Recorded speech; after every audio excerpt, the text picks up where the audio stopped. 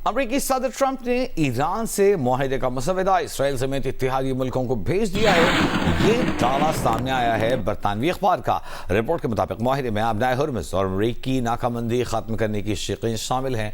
मुफाहमत की याददाश्त के नतीजे में ईरान को उसके 12 अरब डॉलर के मुंजमद असासों तक रसाई भी दी जाएगी। अबनाए हुर्मुज़ को 30 रोज़ में जंग से पहले की सतह पर बहाल करने की तजवीज़ दी गई है। बरतानवी अखबार के मुताबिक चीन चाहता है कि मुआहदे की हतमी तौसीक अक़वाम मुत्तहिदा करे।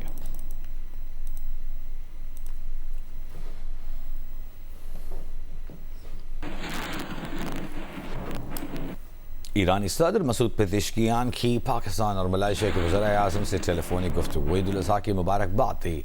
ईरानी सदर ने एक बयान में कहा कि पाकिस्तान और मलेशिया के वज़ीर-ए-आज़म से गुफ्तगू में ईरान की सिफारतकारी से वाबस्तगी पर जोर दिया गया। मलेशिया का इंसानी हमदर्दी पर मबनी मौक़िफ़ अपनाने पर शुक्रिया अदा किया गया, जबकि पाकिस्तान की जानिब से मुआहदे तक पहुँचने के लिए मुअस्सर कोशिशों और सालिसी के किरदार को सराहा गया। ईरान की पॉलिसी मुस्लिम और हमसाया ममालिक के साथ हर शोबे में तावन को फ़रोग़ देना है।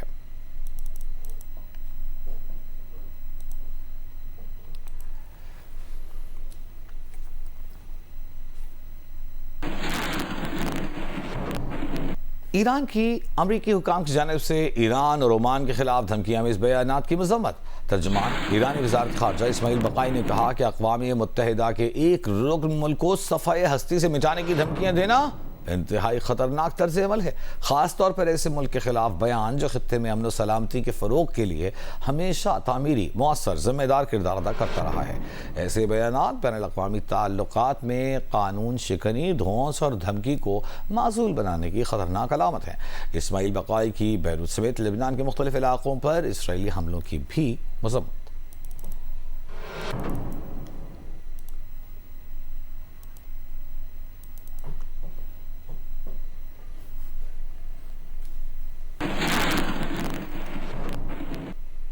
और अब बात करेंगे ब्लू हेलमेट्स डे की।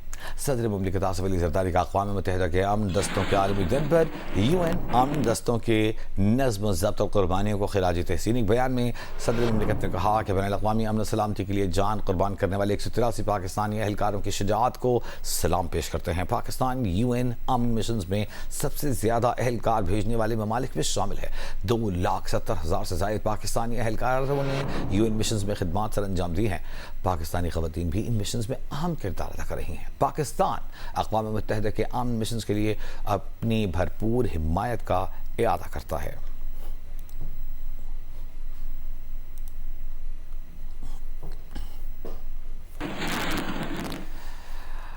इस वक्त पाकिस्तानी पोर्ट्स पर जो शिप हैंडलिंग है वो बढ़ गई है। ऐसे में खबर आ रही है कराची पोर्ट से, जहां बराह रास्त जहाज़ों में तसादुम हुआ है। एक जहाज़ को शदीद नुकसान पहुंचा है। वाक़या क्या है जानेंगे अली इमरान सैयद से। अली, क्या हुआ है? जी बिल्कुल, ऐसा कम होता है। रोड साइड पे तो कारें एक दूसरे से हेड ऑन टकराती हैं, लेकिन इतना रेगुलेटेड और जो है मुख्तलिफ इक्विपमेंट से लेस बराह रास्त टकरा जाए, ऐसा बहुत कम होता है। पिछले 6 महीने में कराची बंदरगाह में 3-4 मरतबा आग भी लग चुकी है। और अब पापू जहाज एक है MV कंटेनराइज और दूसरा नीवा जहाज है, वो दोनों आपस में टकराए हैं। और ये इस तरह से हुआ है कि नीवा जहाज पे KPT का पायलट सवार होने से पहले ही उसने मूवमेंट शुरू कर दी थी, जो उमूमन नहीं होता है। SOP होता है कि पोर्ट का पायलट जब जहाज पे सवार होगा वो खुद ही जहाज को अंदर लेके आता है, पोर्ट पे लेके आता है। लेकिन जहाज ने मूवमेंट शुरू कर दी थी, तो दोनों जहाजों को एक को बर्थ पे लगा दिया गया है, जबकि पापू जहाज को कराची बंदरगाह पे रोक लिया गया है। मुमकिन है कि कुछ ये तो जो हम तस्वीरें देख रहे हैं, अगर हम फुल स्क्रीन पे अपने नाज़रीन को दिखा सकें तो खासा डैमेज लग रहा है ये जहाज, और फ्रंट से डैमेज हुआ है। ये पापू जहाज इसका आप बता रहे हैं? ये नीवा जहाज है बेसिकली, और पापू जहाज इस वक्त आउटर एंकरेज पर मौजूद है। ये इतना बड़ा डैमेज है कि जो जहाज का जो एंकर डाला जाता है और दीगर इक्विपमेंट यहाँ पे इस फ्रंट रूम में मौजूद होते हैं। तो अब इसकी बड़ी रिपेयर रिक्वायर होगी और उससे बड़ी चीज ये किसका जहाज है, इसकी भरपाई कौन करेगा, कौन जिम्मेदार है अली? क्योंकि इस वक्त ग्राउंड हैंडलिंग पोर्ट पर, दोनों पोर्ट्स पर पाकिस्तान की बहुत ज़्यादा हो रही हैं, तो बहुत ज़्यादा नज़रें हैं दुनिया की, बहुत तवज्जो से इन सारे मामलों को आगे बढ़ाना होगा। जी बिल्कुल, ट्रांसशिपमेंट हो रही है और खासा पाकिस्तान की तरफ ये जो पर्शियन गल्फ में क्राइसिस चल रहा है उस पे पोर्ट्स ऑफ पाकिस्तान की फोकस है। ऐसे में आग के वाक़यात होना और अब ये जहाज बराह रास्त टकरा जाना, यकीनन ऑपरेशंस डिपार्टमेंट इसको देखेगा और बज़ाहिर जो नजर आता है कोताही केपीटी के ऑपरेशन डिपार्टमेंट की तरफ आती है कि पायलट क्यों नहीं सवार हुआ इस जहाज पे वक्त पे, और ये जहाज मूव कैसे खुद से करना शुरू कर गया, जबकि जाहिर है कि एक एसओपी है कि जहाज खुद से अंदर नहीं आ। बहुत शुक्रिया अली इमरान सैयद। इस हवाले से जो ही कोई ताज़ा अपडेट होगी हम आपकी तरफ वापस आएंगे और आपसे मज़ीद तफसील लेंगे। कराची के मुख्तलिफ हिस्सों में इस वक्त तलाशी उठाने का काम ईद के तीसरे रोज़ भी जारी है। मरकज़ी शाहराहें तो साफ़ हैं, अलबत्ता कुछ अंदरूनी ज़िलों से सड़क किनारे तलाशी मौजूद होने की शिकायत मौसूल हो रही हैं। तफसीलात के लिए आपको ये रिपोर्ट दिखा दें। कराची में ईद कुर्बा के तीसरे रोज़ भी कुर्बानी का सिलसिला जारी है। इस मौके पर शहर की मरकज़ी शाहराहें तो साफ़ हैं, लेकिन कई सड़कों के किनारों समेत मुख्तलिफ अजला के अंदरूनी इलाकों में अलाइशे और जानवरों की बाक़ियात मौजूद हैं, जिसके बाइस इलाकों में ताफुन फैल रहा है।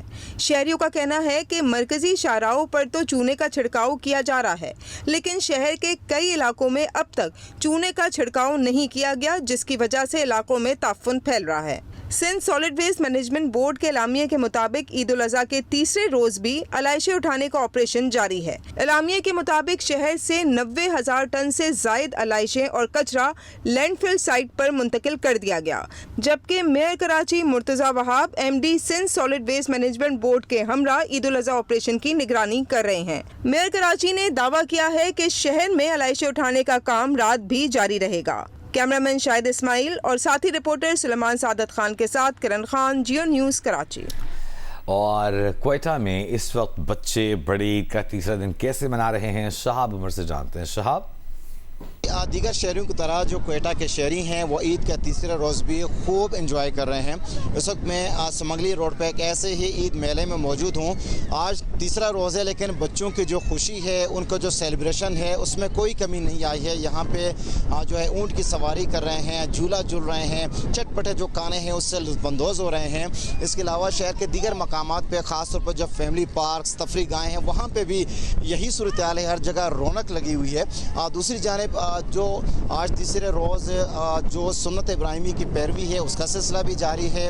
और दूसरी जानिब शहर के मुख्तलिफ इलाकों में हमने देखा, ख़ास तौर पे जो नवाई इलाके हैं वहाँ पे सफाई की सूरत हाल हमने अब तक देखी है, जहाँ पे कचरा पड़ा है। ख़ास तौर पे जो कुर्बानी की जानवरों के जो आलाइशें हैं, बाक़ियात हैं, वो भी पड़े हमें नज़र आए हैं। जबकि बाज़ इलाकों में ख़ास तौर पर जो अंदरूनी शहर है वहाँ पर हमने देखा सफाई की सूरत हाल भी कुछ बेहतर है, सफाई का अमला मौजूद है और जो है कचरा उठाया जा रहा है। मजमूई तौर पर जो ईद का तीसरा रोज़ है, यहाँ के शहरी हैं वो इसको एंजॉय कर रहे हैं। ख़ास तौर पे जब शाम होते ही इससे जो एंजॉयमेंट है उसमें मज़ीद इजाफा होगा। जी, और जो लोग परदेश में दूसरों के घरों की रखवाली कर रहे होते हैं, वो अपनी ईद पर घर वालों को कैसे याद कर रहे हैं, दुआ बिरजा से जानते हैं।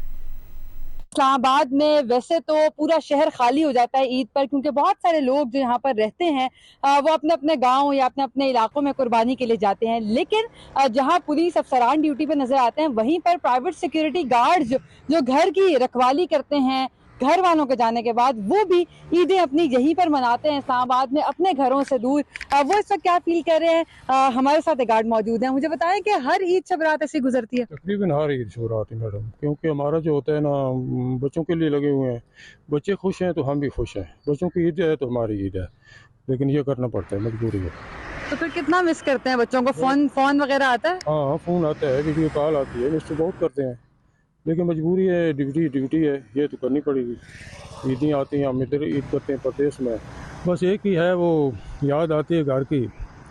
कित्थे गईयां पिंड दियां टालियां ते बेरियां, कित्थे साडे पेपेलां दी छां गई, वे परदेसी होए दिल चीर गया। और अब आपको लिए चलेंगे लाहौर। बच्चे चिड़ियाघर पहुंचे हैं, हिरा बतूल उनसे मिलवा रही हैं।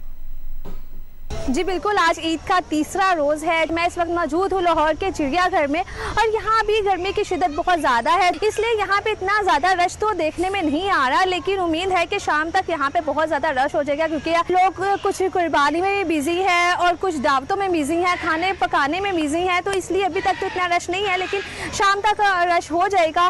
कुछ जो यहाँ बच्चे आए हुए हैं वो मोंकीज़ की नोटी शरारतें देखकर उससे लुत्फ़अंदोज़ हो रहे हैं, कुछ शेर को देख के लुत्फ़अंदोज़ हो रहे हैं, कुछ सेल्फीज बना रहे हैं बच्चे, तो कुछ वीडियोस बना रहे हैं और जानवरों के साथ काफ़ी ज़्यादा अपना अच्छा टाइम स्पेंड कर रहे हैं।